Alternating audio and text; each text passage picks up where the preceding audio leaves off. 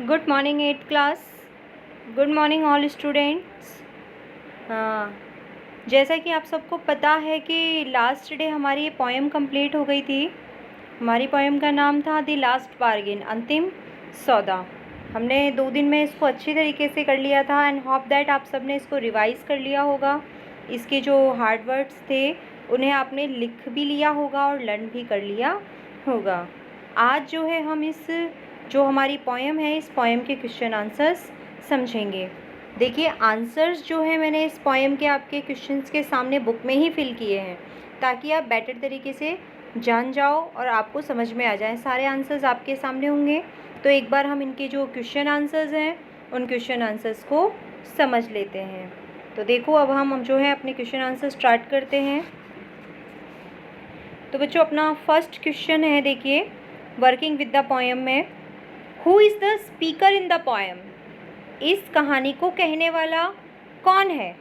इस कहानी को बोलने वाला या सुनाने वाला, सॉरी कहानी नहीं कविता, सॉरी पोएम मीन्स कहानी नहीं कविता होता है, बाय मिस्टेकली वर्ड निकल गया है। तो देखिए, इस कविता को बोलने वाला कौन है? ये कविता जो बोली गई है ये कविता बोलने वाला कौन है? तो इस कविता को बोलने वाला जो है वो कवि खुद है। इस कविता को बोलने वाला कवि खुद है। कवि स्वयं जो है वह किराए के मजदूर बनता है और किराए का मजदूर बनकर जो है वह बोलने वाला है। तो इस कहानी में जो हमारे जो पॉइंट हैं वही क्या है, इस कहानी को बोलने वाले हैं। तो इसका आंसर देखिए, यहाँ मैंने बुक में ही लिखा हुआ है, आपको साफ साफ दिख रहा होगा। आंसर 1 करके लिखा है मैंने। देखिए, the poet himself, the poet himself in disgust of a hired worksman is the speaker of the poem. I again repeat the answer ताकि आप बेटर तरीके से आप इसे लिख सकें।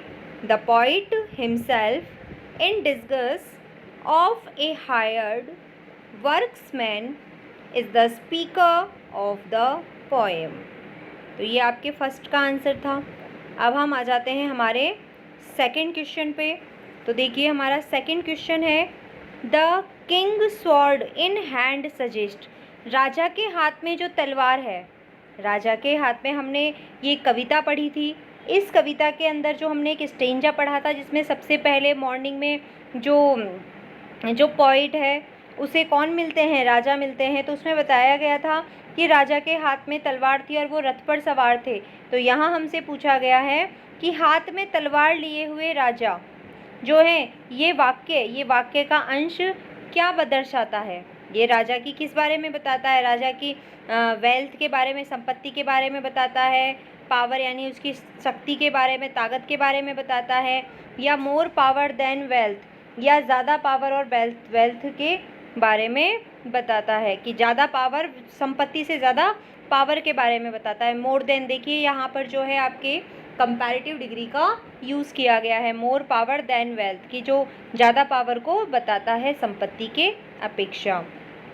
देखिए, वो पहला वाला बाय मिस्टेक लिखा हुआ था, उसको मैंने रॉन्ग कर दिया है। आंसर आपके सामने क्लियर है। राजा अपने हाथ में तलवार लिए हुए हैं, राजा अपने हाथ में तलवार लिए हुए हैं। यह बात उनकी शक्ति को दर्शाती है या उनकी ताकत को दर्शाती है। तो इसका जो सही आंसर है वो क्या होगा? आपका सेकंड वाला जो पॉइंट है, पावर। इसका सेकंड वाला जो पॉइंट है वही इसका आंसर है कि राजा के हाथ में तलवार उनकी ताकत को दर्शाती है। किसे दर्शाती है? उनकी ताकत को दर्शाती है। अब हमारा नेक्स्ट क्वेश्चन देखिए, the old man offered the speaker a lot of money, why did he turn down the offer? कि देखिए, सुबह सुबह तो जो कवि हैं उन्हें कौन मिलता है? राजा मिलते हैं।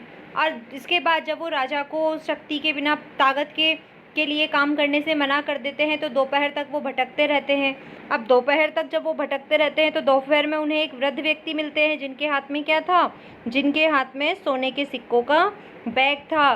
तो यहाँ पर देखिए, उन्हीं के लिए बोला गया है कि जो वृद्ध व्यक्ति, जो पॉइट हैं हमारे, या जो नवयुवक हैं, उसे ज़्यादा से ज़्यादा धन रखने का प्रस्ताव देता है। लेकिन इसके बावजूद भी जो नवयुवक था, उस नवयुवक ने उस ऑफ़र को ठुकरा क्यों दिया था? कि बूढ़े आदमी ने कविता बोलने वाले वक्ता को बहुत सारा धन देने का प्रस्ताव दिया कि तुम मेरे लिए, मैं तुम्हें किराए पर लेता हूँ, तुम मेरे लिए काम करो, उसके बदले में बहुत सारा धन तुम्हें दूंगा। लेकिन इसके बावजूद भी जो नवयुवक था, जो पोइट है, उसने इस प्रस्ताव को क्यों ठुकरा दिया था? इसका आंसर वही है। हमने अच्छी तरीके से इस पोएम को बहुत बार रिवाइज करके पढ़ा है, तो हम देखिए इसमें जान सकते हैं और इसमें लिखेंगे कि हमारे जो स्पीकर हैं, हमारी जो पोएम के स्पीकर हैं, उन्हें धन की ज़रूरत नहीं थी। वो धन के बदले में किसी के गुलाम बनना पसंद नहीं करते थे। उन्हें ऐसा लगता था कि धन से ज़्यादा आज़ादी प्यारी होती है। अगर आप धन के लिए किसी का काम करते हो तो आप उनके गुलाम बन जाते हो।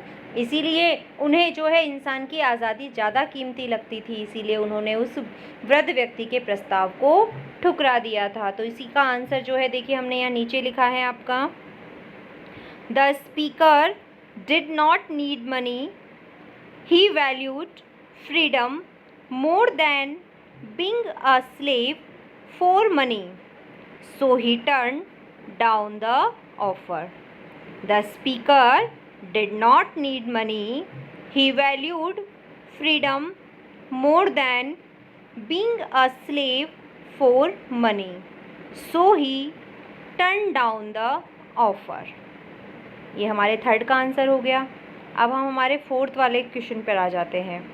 Find in the poem lines that match the following, read both one after another. कि आपने जो कविता पढ़ी है उस कविता में से वो लाइन्स ढूंढो जो आपको क्वेश्चन में जो लाइन्स दी गई हैं उससे मैच करती हैं, ऐसी लाइनों को ढूंढो और उसके बाद इन लाइन को एक के बाद एक पढ़ो।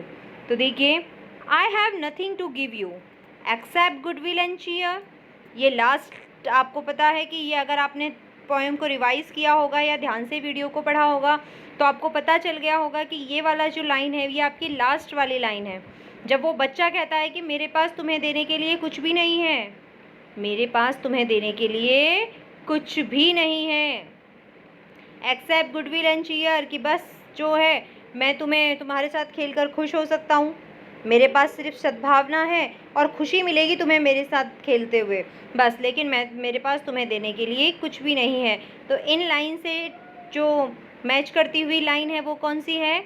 आई हायर यू विथ नथिंग। कौन सी लाइन इससे मैच करेगी? आई हायर यू विथ नथिंग, मैं तुम्हें किराए पर लेता हूँ लेकिन इसके बदले में मैं तुम्हें कुछ भी नहीं दूंगा। ये कौन कहता है? ये एक छोटा सा बच्चा जो समुद्र के किनारे समुद्री कौड़ियों से खेल रहा था, जिनसे जो हमारे वक्ता हैं, स्पीकर हैं, सबसे लास्ट में मिलते हैं। तो वही उनसे कहते हैं कि मेरे पास तुम्हें देने के लिए तो कुछ नहीं है, लेकिन हाँ तुम मेरे साथ खेलो, तुम्हें जो है मेरी सद्भावना और मेरे साथ खेलने में खुशी ज़रूर मिलेगी। तो इसको हम कैसे लिखेंगे? I hire you with nothing, कि I have nothing to give you. ये सारी लाइंस का जो अर्थ है वो बिल्कुल शॉर्ट में क्या निकलता है? आई हायर यू विथ नथिंग, क्योंकि हमारी पोएम में यही लाइन दी गई है। अगली लाइन हम पढ़ते हैं, her happiness was no more than sorrow in disgust. अब ये सेकंड जो लाइन है ये तब की है जब शाम हो जाती है, शाम ढल जाती है और जो स्पीकर हैं वह एक बगीचे के पास से गुजर रहे होते हैं, जो बगीचा पूरी तरह से फूलों से लदा हुआ था। फिर उन्हें एक बहुत खूबसूरत सी लड़की मिलती है। वो लड़की कहती है कि तुम मेरे लिए काम करो, उसके बदले में तुम्हें एक बहुत जो है अच्छी मुस्कान दूंगी, मैं तो अपनी मुस्कुराहट तुम्हें दे दूंगी। तो यहाँ पर उसी लाइन के लिए बोला गया है, हर हैप्पीनेस वॉज नो मोर। लेकिन हमने ये भी पढ़ा था कि वो हैप्पीनेस ज़्यादा देर तक, वो मुस्कुराहट उनके चेहरे पर ज़्यादा देर तक टिक नहीं पाई थी और उनकी खुशी जो थी वो आंसुओं में बदल गई थी। यही लाइन हमने पढ़ी थी।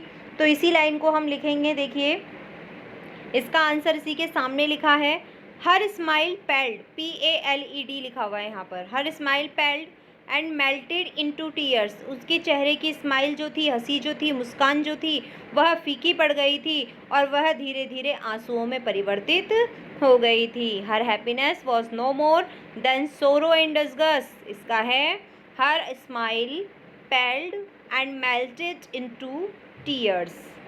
अब यहाँ देखिए आपका थर्ड वाला है, the king's might was not worth much. अब यहाँ कहा गया है द किंग वाली लाइन के लिए कि राजा की ताकत अधिक महत्व की नहीं थी। The king's might was not worth much, जो है वर्थ यानी कीमती, राजा की ताकत बहुत कीमती नहीं थी। इसको आप पोएम में कौन सी लाइन इससे मैच करती है? तो इसका आंसर है, देखिए, but his power counted for not. इसका आंसर आएगा but his power counted for not. लेकिन उसकी जो ताकत थी वह स्पीकर के लिए कोई मायने नहीं रखती थी, उसके लिए कोई महत्व की नहीं थी। इसीलिए क्योंकि वह स्पीकर मानता था कि ताकत का उसके जीवन में कोई महत्व नहीं था। यह आपके थर्ड का भी आंसर हो गया है। और ये लाइंस जो है, ये क्वेश्चन कंफ्यूज होने का नहीं है। इसमें आपको आगे जो लाइंस दी गई हैं वो आपको अलग तरीके से दी गई हैं, लेकिन ये लाइंस का अर्थ जो निकलता है वो हमारी पोएम में इन्हीं लाइन से निकलता है। इसीलिए हमने जो हमारी पोएम की लाइन थी उसे यहाँ पर लिखा है, जैसा कि हमें क्वेश्चन में लिखने के लिए कहा गया था। अभी हमारा लास्ट क्वेश्चन है, देखिएगा। How did the speaker feel after talking to the child on the beach? कि जो लास्ट में स्पीकर जब समुद्र के किनारे पर पहुंचते हैं और वो बच्चे से बात करते हैं, तो बच्चे से बात करने के बाद उन्हें कैसा महसूस होता है? हमने पढ़ा है, बच्चे से बात करने के बाद जब बच्चा ये कहता है कि मेरे पास तुम्हें देने के लिए कुछ नहीं है, तुम चाहे बस मेरे साथ खेलोगे तो तुम्हें खुशी मिलेगी, तब राजा को क्या उस स्पीकर को क्या महसूस होता है? स्पीकर को फील होता है कि वह आज़ाद है।